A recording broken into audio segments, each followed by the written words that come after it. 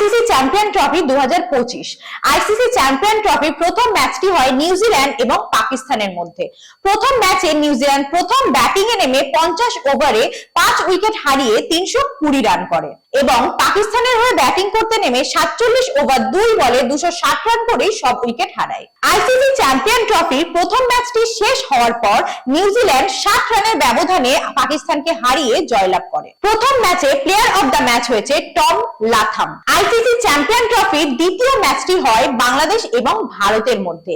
দ্বিতীয় ম্যাচে বাংলাদেশ প্রথম ব্যাটিং এ নেমে 49 ওভার 4 বলে সব উইকেট হারিয়ে 228 রান করে এবং এরপর ভারত ব্যাটিং করতে নেমে 46 ওভার 3 বলে 4 উইকেট হারিয়ে 231 রান করে। দ্বিতীয় ম্যাচে বাংলাদেশের হয়ে ব্যাটিং করতে নেমে তাওহিদ হৃদয় 118 বলে 100 রান এবং জাকির আলী 114 বলে 68 রান করে স্কোরবোর্ড কিছুটা এগিয়ে নিয়ে গেলেও শেষ রক্ষা হয় না।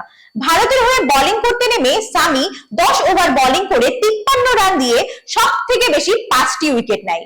হর্ষিত রানা 3টি এবং আকসার যথাক্রমে 2টি করে উইকেট নেয়। দ্বিতীয় ম্যাচে ভারতের হয়ে ব্যাটিং করতে নেমে শুভমান গিল 129 বলে 101 রান, ক্যাপ্টেন রোহিত শর্মা 36 বলে 41 রান এবং রাহুল 47 বলে 41 রান করে দলের জয় নিশ্চিত করে এবং বাংলাদেশের হয়ে বোলিং করতে নেমে রিশাদ হোসেন 10 ওভার বোলিং করে মাত্র 38 রান দিয়ে 2টি উইকেট নেয় এবং তাসকিন আহমেদ ও মুস্তাফিজুর রহমান যথাক্রমে 1টি করে উইকেট নেয়। আইসিসি চ্যাম্পিয়ন ট্রফির দ্বিতীয় ম্যাচটি শেষ হওয়ার পর ভারত 6 উইকেটের ব্যবধানে বাংলাদেশকে হারিয়ে জয়লাভ করে।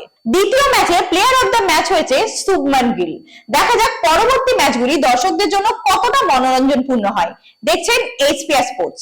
নমস্কার।